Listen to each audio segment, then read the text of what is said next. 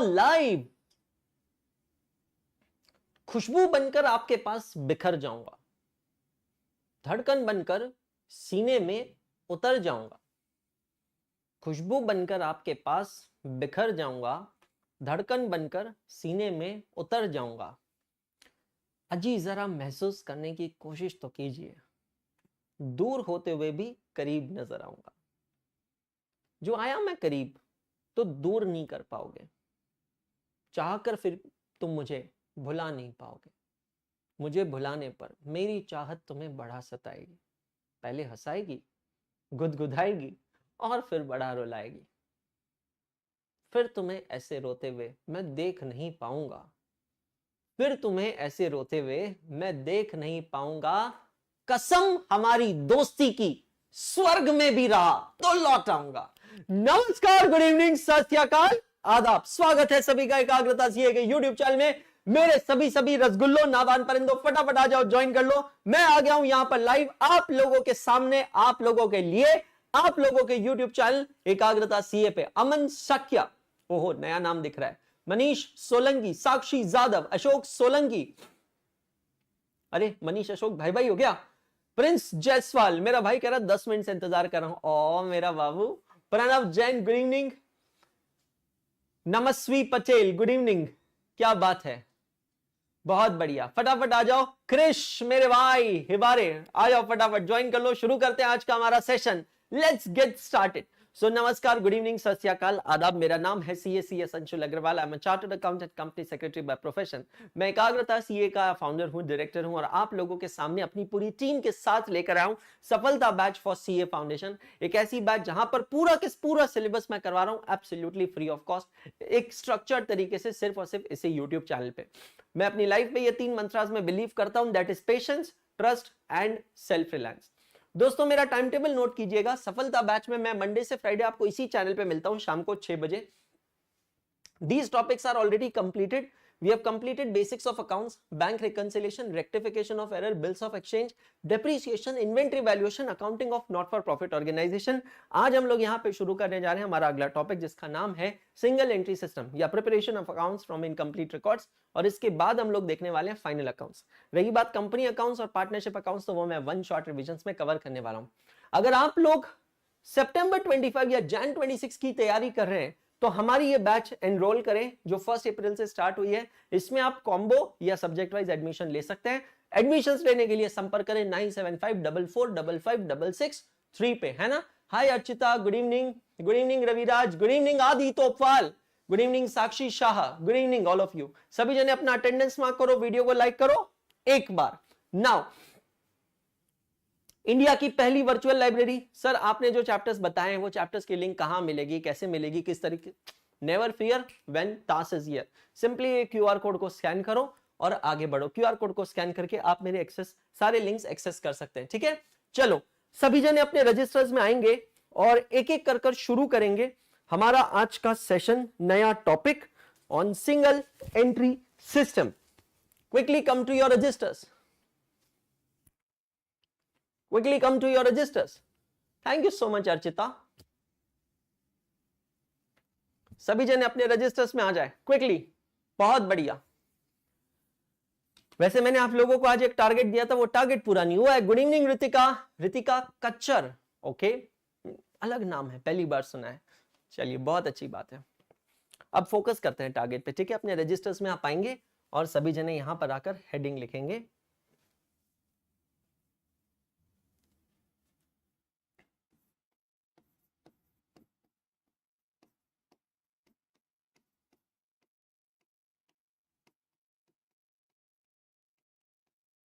Preparation of accounts from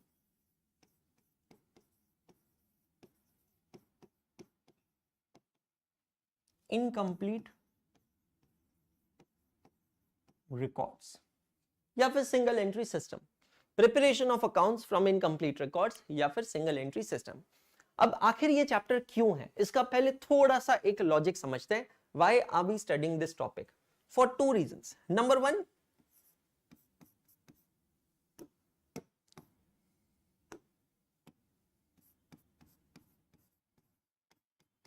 for first timers, मतलब जो लोग पहली बार जिंदगी में, पहली बार लाइफ में, पहली बार अपनी बुक्स ऑफ अकाउंट्स चालू करते हैं, पहली बार वो अपनी अकाउंटिंग करवाएंगे, पहली बार ट्रेडिंग पीएनएल बैलेंस शीट बनवाएंगे, उन लोगों के लिए है ये chapters, preparation of accounts from incomplete records. दूसरा,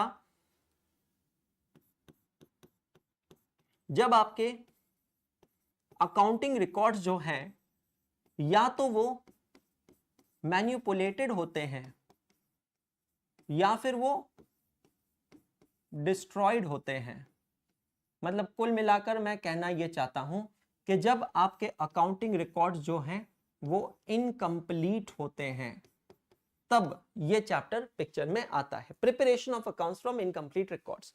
कुछ लोग इसे सिंगल एंट्री सिस्टम कहते हैं, कुछ लोग ये नाम से कहते हैं, ठीक है।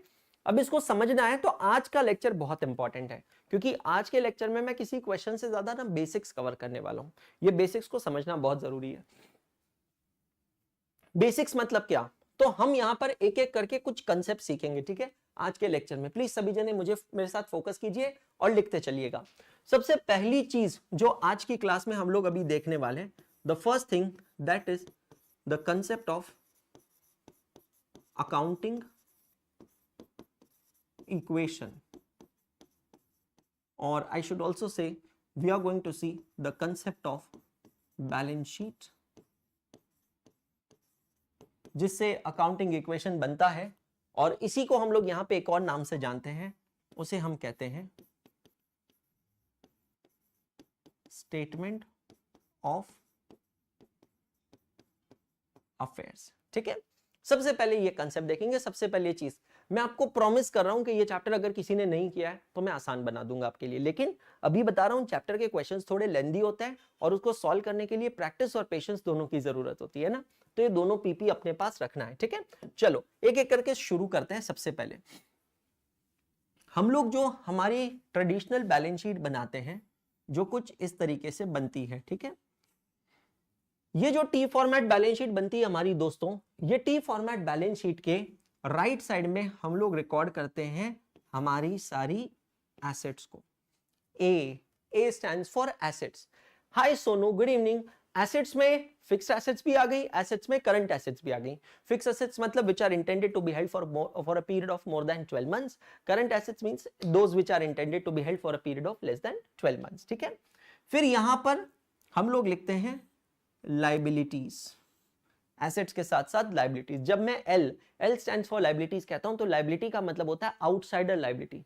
आउटसाइडर का मतलब क्या, अदर देन बिजनेस ओनर्स। और फिर इन दोनों का जो डिफरेंस आता है वो होता है C stands for capital. As per double entry system of accounting, where every debit has an corresponding and equal amount of credit, तो total of asset should be equal to total of liability side। तो अगर आप यहां से देखते हैं तो आपको एक अकाउंटिंग इक्वेशन मिलेगा, ठीक है। I need to change some colour, green तो नहीं दिखेगा आपको, लेट मी डू दिस, है ना। आपको यहां पर एक अकाउंटिंग इक्वेशन मिलेगा, वो इक्वेशन है capital is equal to assets minus liabilities. छोटे छोटे पॉइंट्स, छोटी छोटी चीजें आज मैं आपको यहां पर बता रहा हूं, सिखा रहा हूं। उन पॉइंट्स को आपको नोट करते जाना है, समझ में आ रहा है। Capital is equal to assets minus liabilities. मैं सीधी बात कर रहा हूं, घुमा फिरा के नहीं कर रहा हूं कि capital plus liability equal to assets, ये वो नहीं। मुझे सिंगल एंट्री सिस्टम के अंदर, इस टॉपिक के अंदर काफी बार ये फिगर निकालना पड़ता है। C stands for capital.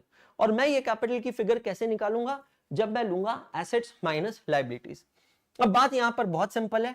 Suppose कीजिएगा मैं यहां पर अगर ओपनिंग बैलेंस शीट बनाऊं या फिर मैं यहां पर ओपनिंग स्टेटमेंट ऑफ अफेयर्स बनाऊं, ठीक है, तो वहां पर एसेट्स माइनस लाइबिलिटीज करने से मुझे जो कैपिटल मिलेगा उसे हम कहेंगे ओपनिंग कैपिटल।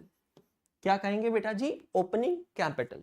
और अगर सिमिलरली मैं बनाता हूं क्लोजिंग बैलेंस शीट या फिर क्लोजिंग स्टेटमेंट ऑफ अफेयर्स, तो वहां पर एसेट्स माइनस लाइबिलिटीज करके मुझे क्या मिलेगा, कौन सा कैपिटल मिलेगा, क्लोजिंग कैपिटल मिलेगा। अब बैलेंस शीट की जो वैल्यूज है एसेट और लाइबिलिटीज की, वो अलग होगी eight the beginning of the year, और बैलेंस शीट के एसेट और लायबिलिटीज की वैल्यू अलग होगी at the end of the year, तो कॉन्सिक्वेंटली मेरा ओपनिंग कैपिटल अलग होगा, मेरा क्लोजिंग कैपिटल अलग होगा। अब ये ओपनिंग और क्लोजिंग कैपिटल के डिफरेंस से हमें क्या इंटरप्रेट करना है, and this brings me to the second question, this brings me to the second question, and that is understanding capital account, या फिर I should say change in capital, या फिर I should say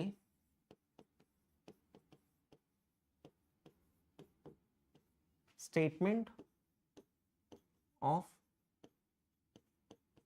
प्रॉफिट और loss. तो सबसे दूसरी चीज, पहली चीज हमने क्या देखी कि एसेट्स माइनस लायबिलिटीज क्या होता है बेटा जी, कैपिटल होता है, ठीक है।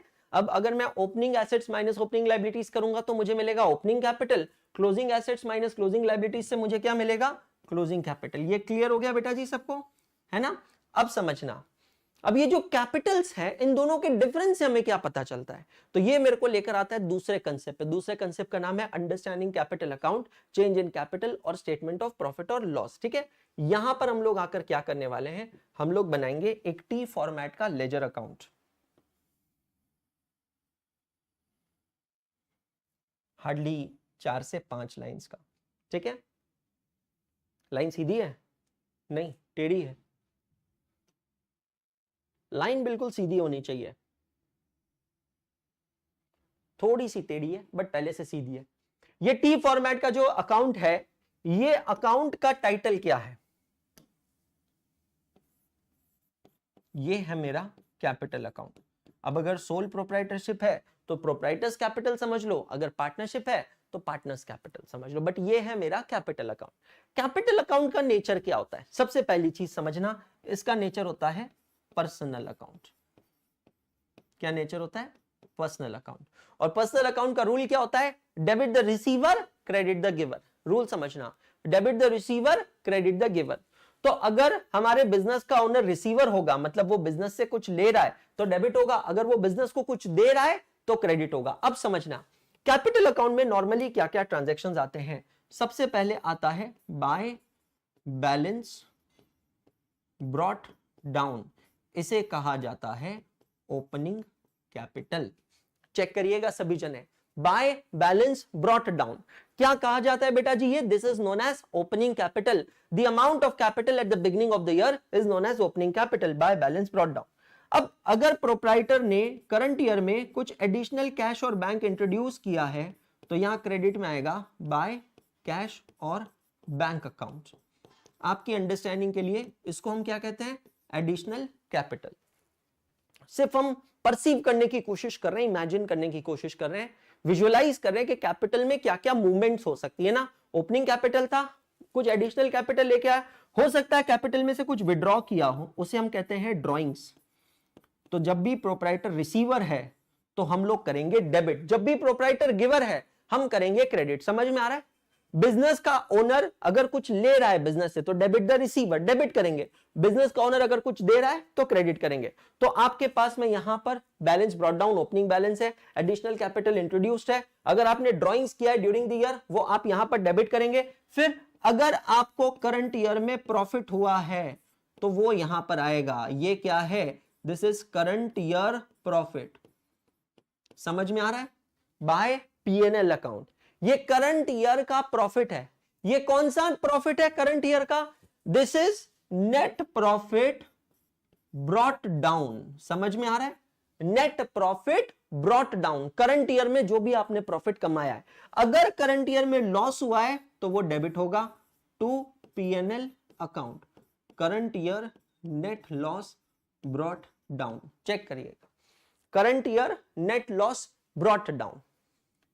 ओपनिंग बैलेंस से बहुत आराम से समझा रहा हूं क्योंकि आज का लेक्चर इन्वेस्टमेंट है, ये समझना। कल से क्वेश्चन स्टार्ट करेंगे। ओपनिंग बैलेंस है, एडिशनल कैपिटल लेकर आए, प्रॉफिट हुआ है, लॉस हुआ है, दोनों में से एक ही चीज होगी, ऐसा तो होगा नहीं एक क्वेश्चन में प्रॉफिट भी हो रहा है लॉस भी हो रहा है। और फिर आपने किया है ड्रॉइंग्स, और ये सब करके क्या करेंगे हम लोग, सबसे पहले टोटल लेंगे क्रेडिट साइड की, फिर यही टोटल को लिखेंगे हम लोग डेबिट साइड में, और फिर यहां पर हम लोग फाइंड आउट करेंगे क्लोजिंग बैलेंस, जिसको हम कहेंगे to balance carried down. This is your what, this is closing capital. Check करिएगा, to balance carried down, this is your closing capital. ये क्लियर हुआ सबको? ये क्या है? अंडरस्टैंडिंग द कैपिटल अकाउंट और चेंज इन कैपिटल। तो बेटा जी सबसे पहले हमने बैलेंस शीट बनाई। कौन सी बैलेंस शीट बनाई? ओपनिंग बैलेंस शीट बनाई। फिर हमने ओपनिंग बैलेंस शीट से निकाला ओपनिंग कैपिटल। फिर हमने बनाई बेटा जी closing balance sheet. Closing balance sheet से कौन सा कैपिटल निकाला? क्लोजिंग कैपिटल निकाला। अब ये दोनों कैपिटल का अमाउंट सेम नहीं होगा, दोनों कैपिटल का अमाउंट डिफरेंस होगा, क्योंकि एसेट्स और लायबिलिटीज की वैल्यूज में चेंज होगा। अब ये दोनों का जो डिफरेंस है, चेंज इन कैपिटल, वो क्यों है? तो उसको एनालाइज करने के लिए मैंने बनाया कैपिटल अकाउंट। अब दोस्तों समझना, मैं ये कैपिटल अकाउंट से आपको statement of profit and loss बनाना सिखाऊंगा। कैसे बनाते हैं statement of profit and loss, समझिए, इसी के नीचे लिखते चलिएगा, है ना, समझते भी चलिएगा, इसी के नीचे लिखते चलिएगा। दोस्तों सिंपल तरीका है, जनरली हम जब statement of profit and loss बनाते हैं, हमारा ऑब्जेक्टिव क्या होता है? सिंगल एंट्री सिस्टम के अंदर जब हम स्टेटमेंट ऑफ प्रॉफिट और लॉस बनाते हैं तो ऑब्जेक्टिव क्या होता है? जैसे कि जब हम स्टेटमेंट ऑफ अफेयर्स बनाते हैं तो स्टेटमेंट ऑफ अफेयर्स बनाने का ऑब्जेक्टिव होता है टू असर्टेन कैपिटल। अगर ओपनिंग स्टेटमेंट ऑफ अफेयर बना रहे हैं तो ओपनिंग कैपिटल निकालना, क्लोजिंग बना रहे हैं तो क्लोजिंग निकालना। वैसे ही अगर मैं statement of profit and loss बना रहा हूं तो मेरा ऑब्जेक्टिव क्या है? Objective is to ascertain profit oblique loss for the year. Current year में मेरा प्रॉफिट लॉस कितना है वो मुझे निकालना है, ये मेरा इंटेंशन है, ठीक है। तो एक बार इमेजिन करो लॉस नहीं है, सिर्फ प्रॉफिट है। अब ये अकाउंट आपके सामने है, इस अकाउंट से मुझे ये फिगर निकालनी है। कौन सी फिगर? ये वाली फिगर मुझे निकालनी है ना, ये मेरा ऑब्जेक्टिव हो गया। अब वो फिगर मैं कैसे निकालूंगा? थोड़ा दिमाग चलाना, वो फिगर मैं कैसे निकालूंगा? कैन आई से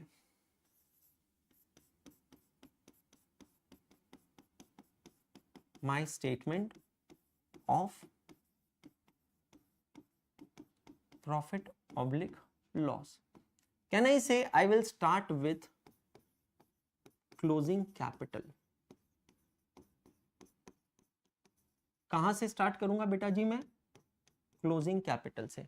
देखो मेरा ऑब्जेक्टिव है, मुझे ये फिगर निकालनी है। मैं स्टार्ट करता हूं डेबिट साइड से, मैं लेता हूं सबसे पहले क्लोजिंग कैपिटल, इसमें मैं ऐड करता हूं ड्रॉइंग्स, लॉस को हम अज्यूम नहीं कर रहे हैं, ठीक है। क्लोजिंग कैपिटल में हम लोग क्या करेंगे? ऐड करेंगे।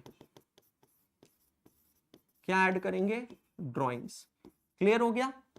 डेबिट साइड कैपिटल अकाउंट का खत्म हो गया क्या? चेक करो, डेबिट में दो ही चीजें हैं, है ना, डेबिट में दो ही चीजें हैं, क्लोजिंग कैपिटल, ऐड ड्रॉइंग्स। अब सॉरी क्रेडिट में, अब जो डेबिट्स में उसको माइनस करेंगे। डेबिट्स में क्या क्या है? डिडक्ट करेंगे ओपनिंग कैपिटल, जो भी कैपिटल का बैलेंस है eight the beginning of the year उसको हम करेंगे यहां से माइनस, ठीक है। और फिर हम और डिडक्ट करेंगे क्या? Additional capital introduced. अगर करंट ईयर में कोई भी एडिशनल कैपिटल इंट्रोड्यूस किया है तो उसको करेंगे यहां से माइनस। और ये सब कर लेने के बाद हमको क्या मिलेगा? Net profit oblique loss. ये फिगर आपको यहां पर मिलेगी। बहुत बार क्वेश्चंस करवाते समय मैंने देखा है कि बच्चा कंफ्यूज होता है ये नेट प्रॉफिट और लॉस को लेकर, स्पेशली ना जब यहां पर डेप्रिसिएशन का एडजस्टमेंट आता है। तो इसके साइड लाइंस में मैं आपको यहां पर एक चीज समझाना चाहता हूं, फोकस कीजिएगा। ये कौन सा नेट प्रॉफिट है, बस मैं आपको दिखाना चाहता हूं। दोस्तों ये है मेरा प्रॉफिट एंड लॉस अकाउंट, ठीक है। मैं भी प्रॉफिट एंड लॉस और प्रॉफिट एंड लॉस एप्रोप्रिएशन में कोई डिफरेंशिएट नहीं कर रहा हूं, डिस्क्रिमिनेट नहीं कर रहा हूं। ये मेरा प्रॉफिट एंड लॉस है, ट्रेडिंग एंड पीएनएल अकाउंट है, I should say trading and profit and loss account. Opening stock, purchases, direct expenses, sales, closing stock. Will take total on credit side, will write down same total on debit side, दोनों का difference gross profit. ये clear है? दोनों का difference है gross profit, ये clear है?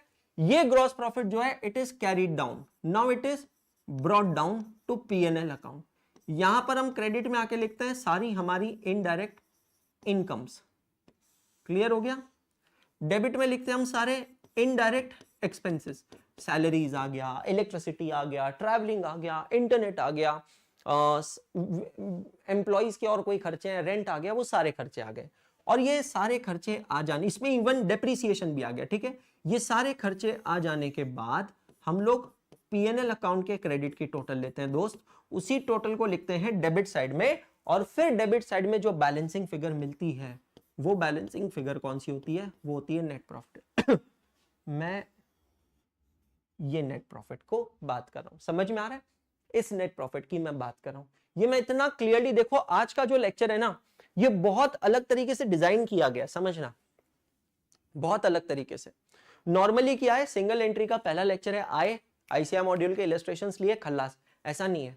मैंने आज के लेक्चर को लिटरली डिजाइन किया है कि मेरे बच्चों को ना आगे परेशानी नहीं आनी चाहिए, इसलिए कुछ पॉइंटर्स मैं लेकर आया हूं जो मैं आपके साथ यहां पर डिस्कस करूंगा। Accounting equation, balance sheet, statement of affairs, understanding capital, changes in capital. तो बेटा जी सबसे पहले मैंने मेन मुद्दा जो है ना वो चैप्टर का वो यही है, इन चीजों के आगे पीछे ही घूम रहा है। सबसे पहले ना मुझे कैपिटल निकालना है। कैपिटल कहां से निकलेगा, अकाउंटिंग इक्वेशन फॉलो करने का, assets minus liabilities gives you capital.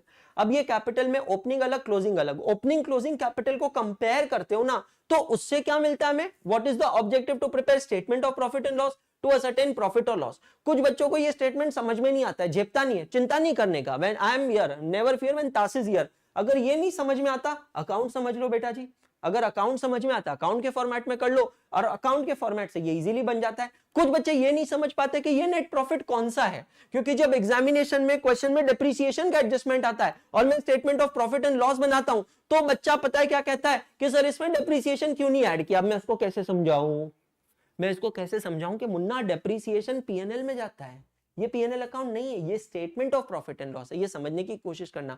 काफी बार बच्चा ना कंफ्यूज हो जाता है, ग्रॉस प्रॉफिट है नेट प्रॉफिट है। उसके लिए ना आपको थोड़ा उल्टा जाना पड़ेगा, समझना पड़ेगा कि यार फ्लो क्या होता है ट्रांजैक्शन का।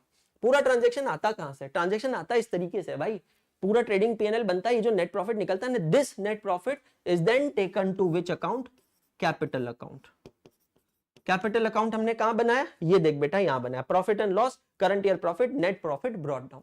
ये क्लियर हो गया सबको, पक्का। चलो अब आते हैं नंबर 3 पे, अब आते हैं नंबर 3 पे। अब अगर आप ये ट्रेडिंग पीएनएल अकाउंट देख रहे हो ना, तो ट्रेडिंग पीएनएल अकाउंट में से 2 फिगर्स हमें पिकअप करना है। हमें चीजों के रिलेशन को समझने की जरूरत है। जैसे क्लास में अगर एक लड़का एक लड़की से बहुत बात करता है ना, बहुत बात करता है, तो क्रिश हिबारे टाइप के जो कुछ खुराफती बच्चे होते हैं वो उन दोनों की दोस्ती को भी ना गंदा नाम देते हैं, गंदी नजरों से, देख गंदी नजरों से, हाँ इन दोनों के बीच में ना कुछ चल रहा होगा। हाँ जैसे क्रिश हिबारे टाइप बच्चे अच्छी अच्छी चीजों में भी गंदी गंदी चीजें देखने की कोशिश करते हैं, मतलब रिलेशनशिप निकालने की कोशिश करते हैं, ऐसे ही अब मैं आपको रिलेशनशिप गोल्स बताने वाला हूं कि परचेजेस और सेल्स में रिलेशनशिप गोल्स क्या होती है। That brings me two point number 3। Point number 1 क्या था बेटा जी मेरा, ये पॉइंट नंबर 2 ये, पॉइंट नंबर 3 ये।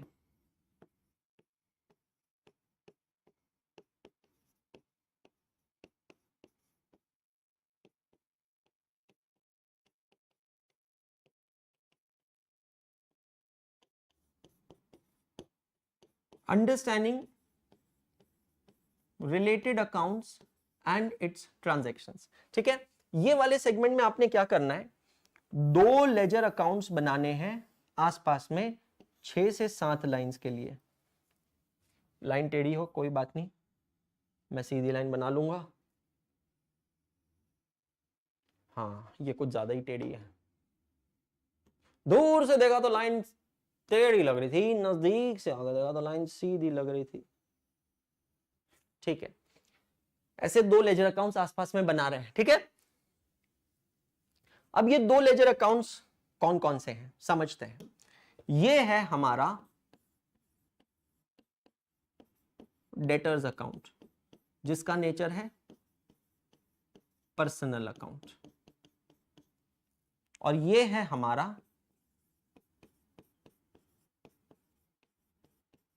बिल्स रिसीवेबल अकाउंट जिसका भी नेचर है personal account. The only difference is this is related personal account, this is representative personal account. नहीं मुन्ना, क्रेडिटर अकाउंट नहीं, मैंने क्या कहा, understanding related accounts. Debtor account और क्रेडिटर का आपस में कोई रिलेशनशिप नहीं है। रिलेशनशिप किस किस का है, क्रिश को पूछ, पता चलेगा किस किस किसका किसके साथ चल रहा है, क्रिश बराबर बताएगा। यहां पर रिलेशनशिप किसका किसका है, डेटर्स का रिलेशनशिप है बिल्स रिसीवेबल के साथ। तो हम लोग देख दोनों एक दूसरे से जुड़े हैं, क्यों जुड़े हैं समझना, मैं आपको बताऊंगा। सबसे पहली बात डेटर्स अकाउंट। डेटर्स अकाउंट में क्या होता है, credit purchases, sorry credit sales के ट्रांजैक्शन रिकॉर्ड होते हैं। डेटर्स अकाउंट में क्या क्या ट्रांजैक्शन होते हैं, क्या क्या होने चाहिए। सबसे पहले यहां पर आएगा ओपनिंग बैलेंस,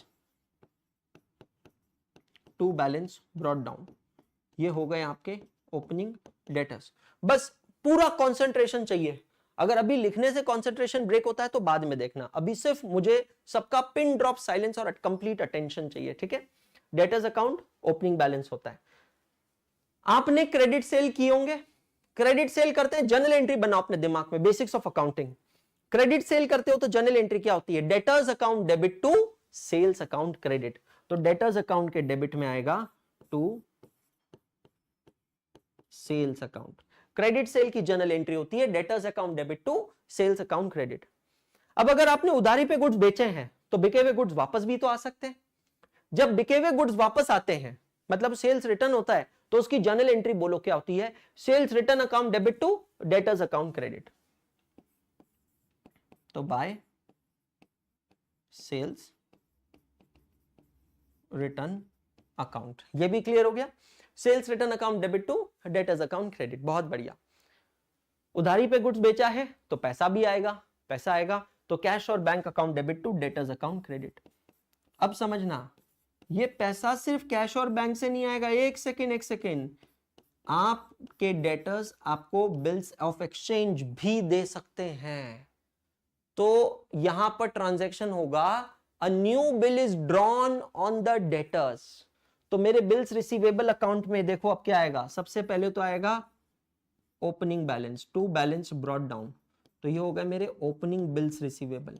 अब मैंने डेटर्स पे नए बिल बनाए दोस्त, क्या एंट्री होगी, bills receivable account debit to debtors account, ये क्या हो गए, न्यू बिल।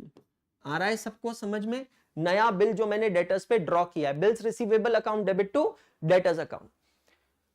मैंने डेटर्स से पैसा लिया है, इसको कहते हैं technically collection from debtors. Collection from debtors can be done in the form of cash, in the form of cheque, in the form of bill of exchange.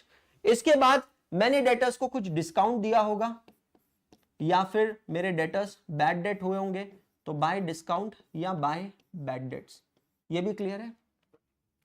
एक बात बता मेरे यारा, मैंने डेटर पे बिल बनाया, मैंने डेटर पे बिल बनाया, ये बिल के पॉसिबल आउटकम्स क्या हो सकते हैं, बिल्स ऑफ एक्सचेंज चैप्टर के साथ कनेक्ट कर रहा हूं मैं उसको। मैंने डेटर पे जो बिल ड्रॉ किया, इसके पॉसिबल आउटकम्स क्या हो सकते हैं, सर या तो बिल ऑनर होगा या फिर बिल डिसऑनर होगा। बहुत बढ़िया बात कही। अगर बिल ऑनर होता है तो जनरल एंट्री क्या होती है, कैश और bank account debit to bills receivable account credit.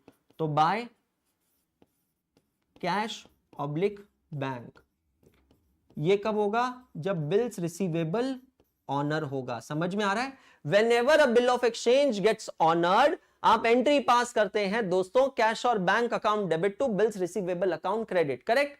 Retirement की भी वही एंट्री होती है बेटा जी, है ना, बिल्कुल वही एंट्री होती है। अगर आप बैंक में जाकर डिस्काउंट करते हैं तो भी क्या होगा, कैश और bank account debit, discount account debit. तो चलो यहां पर एडिशनली क्या आ जाएगा, डिस्काउंट अकाउंट आ जाएगा, है ना।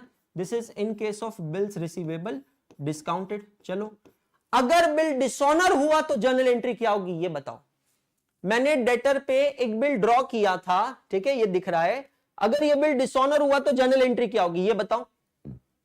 एक बिल ऑफ एक्सचेंज जो ड्रॉ किया था वो डिसऑनर हो जाता है, उसकी जर्नल एंट्री क्या होगी, जर्नल एंट्री क्या होगी, debtors account debit to bills receivable account, ये होगी journal entry for dishonour of the bill. Debtors account debit to bills receivable account, ये हो गया बिल्स रिसीवेबल डिसऑनर्ड। समझ में आ रहा है। बिल्स ऑफ एक्सचेंज ऑनर भी हो सकता है, बिल्स ऑफ एक्सचेंज डिसऑनर भी हो सकता है। अब आपको ये समझना पड़ेगा ये दोनों आपस में लिंक क्यों है, क्योंकि मैं नया बिल ड्रॉ करता हूं डेटर पे और अगर वो बिल डिसऑनर हुआ तो भी उसका इफेक्ट डेटर्स अकाउंट में जाएगा। ये सोचने वाली बात है, ये समझने वाली बात है। समझ में आ रहा है? यहां पे रिश्ता है। फिर डेटर्स अकाउंट में दोस्त और तो कोई ट्रांजैक्शन बचता नहीं है, और फिर मुझे मिलेगा closing balance by balance carry down, और फिर मेरा डेटर्स अकाउंट जाकर क्लोज हो जाएगा। बिल्स ऑफ एक्सचेंज में ओपनिंग बिल आ गए, नए बिल्स आ गए, बिल्स ऑफ एक्सचेंज ऑनर है, डिस्काउंट हो, वो आ गए। बिल्स ऑफ एक्सचेंज जो एंडोस हो जाते हैं, बिल्स ऑफ एक्सचेंज जब एंडोस होते हैं तो एंट्री क्या होती है? सभी जने बताओ मुझे, सोचो सोचो सोचो। Endorsement of bill of exchange की जनरल एंट्री क्या होती है? हम एंडोसमेंट किसको करते हैं? जिसको हमें पैसा देना होता है। सोचना, जिसको मुझे पैसा देना है उसको मैंने बिल एंडोस किया। एंडोसमेंट की जनरल एंट्री क्या होती है? Creditors account debit to bills receivable account credit. तो बिल्स रिसीवेबल अकाउंट के क्रेडिट में आएगा बाय क्रेडिटर्स अकाउंट, ये है बिल्स रिसीवेबल एंडोस्ड। समझ में आ रहा है? Creditors account debit to bills receivable account credit, ये हुई journal entry for bills receivable endorsed. Check कीजिएगा, क्लियर हो गया? पक्का? चलो बहुत बढ़िया। रिटेंशन की कोई एंट्री होती है? नहीं होती है। उसके बाद में bill send to bank for collection है, तो एंट्री क्या होगी? Bill send to bank for collection account debit to bills receivable account credit. तो by bill send to bank for collection. याद आ रहा है? पूरा bills of exchange chapter revise हो रहा है ना? एंडोस कर दिया ना बेटा, और कितनी बार एंडोस करूं? ये हो गई एंडोसी की एंट्री। एंडोसी भैया, एंडोसी होता कौन है? एंडोसी मतलब क्या? जैसे रविराज कहेगा मेरी होने वाली पत्नी, अब पत्नी तो सिर्फ एक रिश्ता है ना, उसका एक नाम भी तो होगा। वैसे ही एंडोसी सिर्फ एक रिश्ता है, नाम है उसका क्रेडिटर। आप एंडोस किसको करते हो? जिसको आपको पैसा देना है। आपको पैसा किसको देना है? क्रेडिटर को देना है। तो रिटेंशन की कोई एंट्री नहीं है, डिस्काउंटिंग हो गया, bill send to bank for collection हो गया, एंडोसमेंट हो गया। चलो ऑनर भी हो गया, डिसऑनर भी हो गया, खल्लास। बिल्स ऑफ एक्सचेंज में अब क्या बचेगा? Closing balance by balance carried down, and that gives you total. Red Bull gives you wings. Check करो। नहीं sir, is asking that creditor की जगह एंडोसी लिख सकते? ओहो, आंखों ही आंखों में इशारा हो गया। बिल्कुल, क्रेडिटर भी लिख सकते हो, एंडोसी भी लिख सकते हो, बाबू सोना जानू कुछ भी लिख सकते हो, है ना? हाँ, ये है bill send to bank for collection, है ना? बहुत बढ़िया, बहुत बढ़िया। चलो, आया समझ में? Have you understood what are the related transactions, what is the relationship between the debtors account and the bills receivable account? ये समझने वाली बात है। समझ में आया? हाँ, चलो ऐसे ही दो अकाउंट्स और बनेंगे। कौन से दो अकाउंट्स बनेंगे भाई साहब? लाइंस ड्रॉ करना ना बड़ा टेढ़ा काम।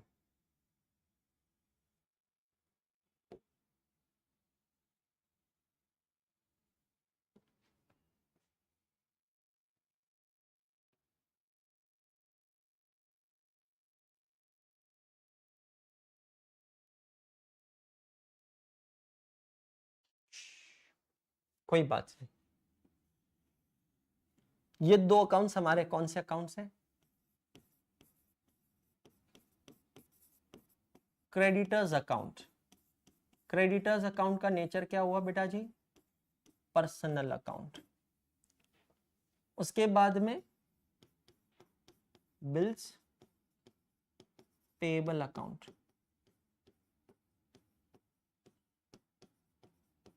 उसका भी नेचर क्या हुआ? Personal account. Krishna, hello sir, good evening. Good evening Krishna, बहुत बढ़िया। ठीक है, जितने लोग देख रहे हैं ना उतनों को इंटरेस्ट ही नहीं है, लाइक ही नहीं कर रहे हैं अभी भी। कैसे बच्चे हैं बताओ? चलो फास्ट करते हैं।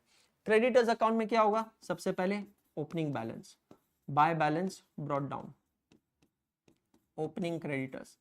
फिर credit purchases, purchase account debit to creditors account credit. अब परचेज है तो परचेज रिटर्न होगा, so to purchase return. Creditors है तो पेमेंट टू क्रेडिटर्स होगा, creditors account debit to cash to bank and to bills payable. That brings me to bills payable account. Bills payable account liability है तो credit balance होगा opening balance by balance brought down opening bills receivable. फिर आपने नए bills accept किए हैं, entry क्या होगी? Creditors account debit to bills payable by creditors account new bills payable and bills receivable लिख दिया। बताइए जरा कैसी कैसी बातें करते रहे बाबा, चेक करो। बहुत बढ़िया। अब और क्या होगा ट्रांजैक्शन क्रेडिटर्स से रिलेटिंग? ओपनिंग है, परचेज रिटर्न है, क्रेडिटर्स ने हमें डिस्काउंट दिया है, डिस्काउंट रिसीव्ड है, क्या एंट्री पास होगी? Creditors account debit to discount, है ना, अलाउंसेस डिस्काउंट किसी भी नाम से आप कह सकते हो। अब अगर बिल्स पेबल है, नए बिल्स है, तो बिल ऑनर होगा तो एंट्री क्या पास करेंगे? ऑनर में मुझे पेमेंट करना है तो bills payable account debit to cash और बैंक अकाउंट, है ना। और अगर डिसऑनर होगा तो एंट्री होगी bills payable account debit to creditors account. Creditors account ये किस चीज का है बेटा जी? डिसऑनर। पहले ऑनर होगी तो एंट्री क्या होगी? Bills payable account debit to cash और बैंक। डिसऑनर होगा तो creditors account debit to sorry bills payable debit to creditors, तो क्रेडिटर्स के क्रेडिट में आएगा बाय बिल्स पेबल अकाउंट। किस चीज का है बेटा जी? ये डिसऑनर का है, ठीक है। बिल्स पेबल जो होता है ना ही वो डिस्काउंट होता है ना ही वो एंडोस होता है, कुछ भी नहीं है। दो ही चीजें हो सकती है, ऑनर है या डिसऑनर है, या फिर आप उसको रिटायर करोगे ड्यू डेट से पहले पेमेंट करोगे कुछ रिबेट मिल जाएगा आपको।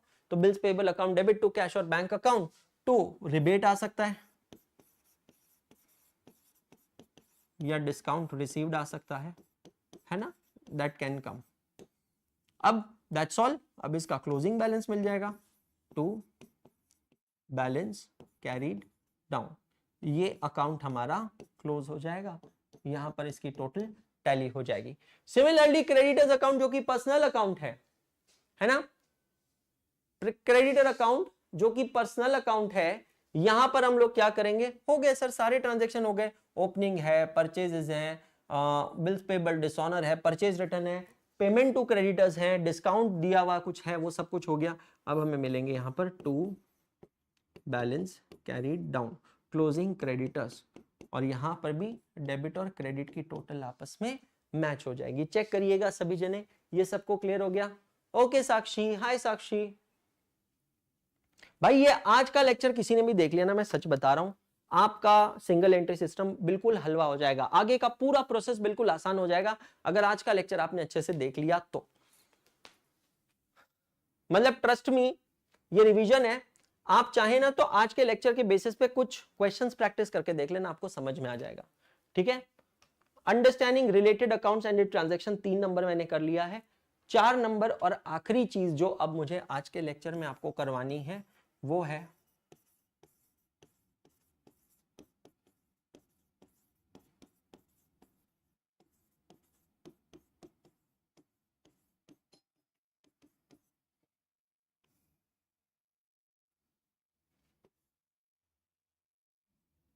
Understanding an asset account. कोई भी एसेट, प्लांट एंड मशीनरी हो सकता है, लैंड एंड बिल्डिंग हो सकता है, फर्नीचर एंड फिक्चर हो सकता है, किसी भी एसेट अकाउंट का नेचर क्या होता है? रियल अकाउंट होता है। रियल अकाउंट का अंडरलाइंग रूल क्या होता है? Debit what comes in, credit what goes out, ठीक है। कोई भी एसेट अकाउंट में क्या क्या मूवमेंट्स होती है? सबसे पहले एसेट अकाउंट में ओपनिंग बैलेंस हो सकता है, तो टू बैलेंस ब्रॉट डाउन, इसको हम कहेंगे ओपनिंग WDV, है ना, WDV। That brings me to another formula, WDV, written down value, also known as carrying value, also known as book value। Formula होता है cost of an asset minus accumulated depreciation on that asset। What is the meaning of accumulated depreciation? Total depreciation charged on an asset from the date when the asset was purchased and put to use till date। जब से asset खरीदी थी तब से लेकर आज तक का जो टोटल डेप्रिसिएशन होता है उसको कहते हैं एक्यूमुलेटेड डेप्रिसिएशन, ठीक है। जब भी आप नई एसेट खरीदते हैं तो एंट्री क्या होती है? Asset account debit to cash या फिर बैंक, या फिर एसेट आप क्रेडिट में भी खरीद सकते हैं तो क्रेडिटर अकाउंट। समझ में आ रहा है? Asset account debit to cash to bank या फिर to creditor account. Asset can also be purchase for credit. I hope it is clear. Depreciation topic हमारा हो चुका है तो बहुत ज्यादा जरूरत नहीं पड़नी चाहिए। अब हम आते हैं जब हम एसेट को बेचते हैं, इसको मैंने कहा derecognition of an asset या retirement of an asset. Asset को बेचने के 3 जरिए होते हैं। पहला, आपने एसेट को बेच दिया, दूसरा एसेट का एक्सीडेंट हो गया, तीसरा आपने उसको स्क्रैप किया। सबसे पहली एंट्री होती है accounting for sale proceeds, cash और bank account debit to asset account credit. तो बाय कैश और बैंक अकाउंट, जब भी एसेट बेचते हैं जितने में बेचा बेटा जी उतना अमाउंट यहां पर आ जाता है। फिर आपने एसेट को बेचा तो आप उस पर प्रोवाइड करते हैं depreciation up to the date of retirement, जिस दिन एसेट बेचा है उस दिन तक का डेप्रिसिएशन। ये एंट्री आप डेट ऑफ रिटायरमेंट के दिन भी पास कर सकते हैं या फिर ये एंट्री आप पास कर सकते हैं on the year ending date, totally depend करता है, ठीक है। उसके बाद में आप यहां पर निकालते हैं प्रॉफिट और loss on sale of an asset. Suppose मैं एक बार लॉस अज्यूम कर रहा हूं, तो ये एंट्री, तो ये तीनों एंट्रीज किस चीज की है? Retirement of assets, retirement of assets. Retirement का मतलब क्या होता है? या तो एसेट को बेचा है, सेल किया है, या फिर एसेट का एक्सीडेंट हुआ है, या फिर आपने एसेट को डिस्पोज किया है, स्क्रैप कर दिया है ना, उसको कहते हैं retirement of asset, also known as derecognition of an asset, ठीक है। तो आप ये 3 एंट्रीज पास करते हैं। उसके बाद में आप करंट ईयर में डेप्रिसिएशन प्रोवाइड करेंगे ईयर एंडिंग डेट पे। एंट्री होती है depreciation account debit to asset account credit, और फिर लास्ट में आपको मिलता है क्लोजिंग बैलेंस। तो बाय बैलेंस कैरीड डाउन, और इस तरीके से एसेट अकाउंट भी आपका क्लोज होता है। मेरे दोस्त, आज के पूरे लेक्चर में ना मेरा सिर्फ एक ऑब्जेक्टिव है कि मैं आपकी इन तमाम लेजर अकाउंट से ना दोस्ती करवा दूं, ताकि आपको पता चले कि कब कौन सा अकाउंट डेबिट होता है, कब कौन सा अकाउंट क्रेडिट होता है। अगर आप लेजर अकाउंट्स की ये भाषा समझ गए ना, तो आप प्रो बन जाएंगे सिंगल एंट्री सिस्टम में। फिर तो बचता है सिर्फ प्रैक्टिस। मैं पहले ही दिन आपको बता रहा हूं कि यार ये चैप्टर के क्वेश्चंस ना बहुत प्रैक्टिस मांगते हैं, ठीक है। लेंदी क्वेश्चंस होते हैं और इजी होते हैं, लेंदी है और इजी है। अब आपको ये देखना है कि भाई एग्जामिनेशन में ना अगर मुझे कोई और क्वेश्चंस आ रहे हैं, जैसे आपको पता है 125 मार्क का पेपर है, 100 मार्क का सॉल्व करना है, अगर मुझे छोटे वाले क्वेश्चंस आ रहे हैं तो मैं सिंगल एंट्री सिस्टम छोड़ सकता हूं। लेकिन अगर मुझे लग रहा है कि मुझे आ ही नहीं रहा है, मैं बिल्कुल ब्लैंक हो रहा हूं और पास होने के भी वांदे हैं, तो समय लगने दो ना दोस्त, क्या फर्क पड़ता है। सिंगल एंट्री का क्वेश्चन सॉल्व करो, स्टेप वाइज मार्किंग पक्का देकर जाएगा, लेकिन उसके लिए ये वाला लेक्चर देखना बहुत जरूरी है। उम्मीद करता हूं आपको आज का लेक्चर अच्छा लगा होगा। अगर लेक्चर अच्छा लगा है, वीडियो को लाइक करें और कमेंट कर मुझे बताइएगा कि आपको आज का लेक्चर कैसा लगा। कल हम लोग वापस मिलेंगे शाम को 6 बजे। We will taking forward the revision of the topic cash flow, the topic single entry system. Thank you so much guys. जाने से पहले कहूंगा सिर्फ इतना, पढ़ते रहो, सीखते रहो, आगे बढ़ते रहो, क्योंकि पढ़ना बंद तो सीखना बंद, और सीखना बंद तो आगे बढ़ना बंद। Good night.